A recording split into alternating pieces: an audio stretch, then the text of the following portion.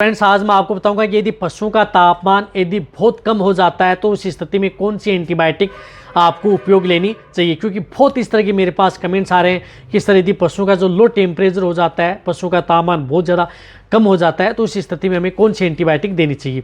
तो आज की वीडियो छोटी बनाई गई है। चैनल पर पहली बार आए तो पहली बार चैनल को सब्सक्राइब कर लें, साथ में बेल आइकन ऑल वाला ऑप्शन दबाएं। आपको पता है कि चैनल पर सही जानकारी के साथ वीडियो दी जाती है।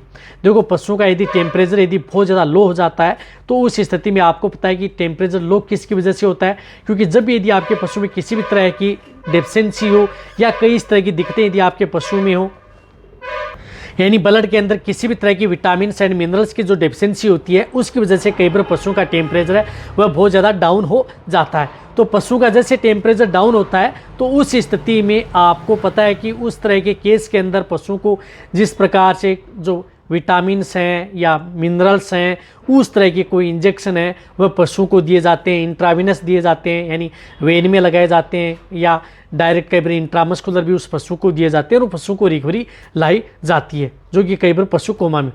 तो क्या है कि एंटीबायोटिक, अब एंटीबायोटिक कौन सी लगानी चाहिए बहुत, तो एंटीबायोटिक का क्या उपयोग है। किसी भी तरह के पशु में कोई भी इन्फेक्शन है, बैक्टीरियल वायर या अदर इन्फेक्शन है, फंगल अदर कोई इन्फेक्शन है, तो उन इन्फेक्शन को दूर करने में एंटीबायोटिक का उपयोग किया जाता है।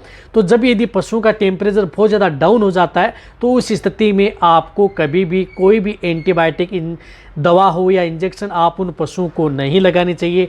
एंटीबायोटिक दवा का उपयोग सिर्फ और सिर्फ पशुओं में किसी भी तरह का कोई इन्फेक्शन है या टेम्परेचर यदि बढ़ गया है तो उस तरह के केस के अंदर उपयोग किया जाता है। लो टेम्परेचर में आपको एंटीबायोटिक, किसी भी तरह की एंटीबायोटिक का उपयोग नहीं करना चाहिए। यदि पशु में अच्छा रिजल्ट लेना है तो लो टेम्परेचर हो जाता है तो कोई एंटीबायोटिक ना लगाएं। साथ में उसमें विटामिन एंड मिनरल्स के इंजेक्शन है वह पशुओं को में दे करके पशुओं को रिकवरी ली जाती है।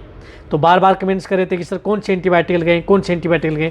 कोई एंटीबायोटिक नहीं लगेगी पशु में, सिर्फ विटामिन एंड मिनरल्स के इंजेक्शन, साथ में कई इस तरह के जो हार्मोन के इंजेक्शन लगा करके पशुओं को रिकवरी लाई जाती है। तो वीडियो जितना हो सकता है शेयर करें। इसी तरह से आप मेरी वीडियो देखते रहें। थैंक्स।